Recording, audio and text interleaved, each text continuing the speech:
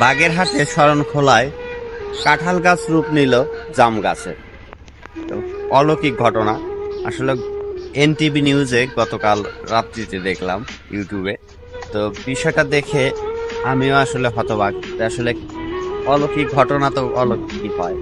যেমন ধরেন পরগাছা, সে কিন্তু একটা গাছের যে কোনো ফল বা দেখা যায় যে বট গাছ পাকড় গাছের যে ফল হয় ছোট ছোট, সেই ফলগুলা কিন্তু পাখি খায়। সেটা খাওয়ার পর পাখির পেটের ভিতরে যে বীজগুলা যায়, সেই বীজগুলা কিন্তু গাছের উপরে তারা মলমূত্র ত্যাগ করেন, সেইখানে থেকেই আসলে গাছের জন্ম নেয়।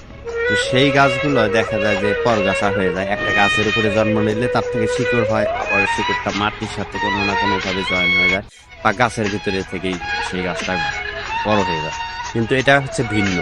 এটা কাঁঠাল গাছেরই শরীরে আছে আসলে কাঁঠাল গাছেরই ধরন, এবং সবকিছু কাঁঠাল গাছের মধ্যে দেখা যাইতেছে, কিন্তু পাতা চেঞ্জ হয়ে গেছে। প্রত্যেকটা ডালে ডালে পাতা হয়ে গেছে জামের পাতা, এবং ফলও ধরেছে জাম।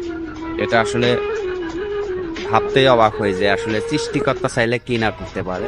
তো দেখেন, কিছু কিছু পাতা এখনো কাঁঠালের পাতায় আছে, আর বেশিরভাগ পাতাগুলাই কিন্তু জামের পাতা হয়ে গেছে।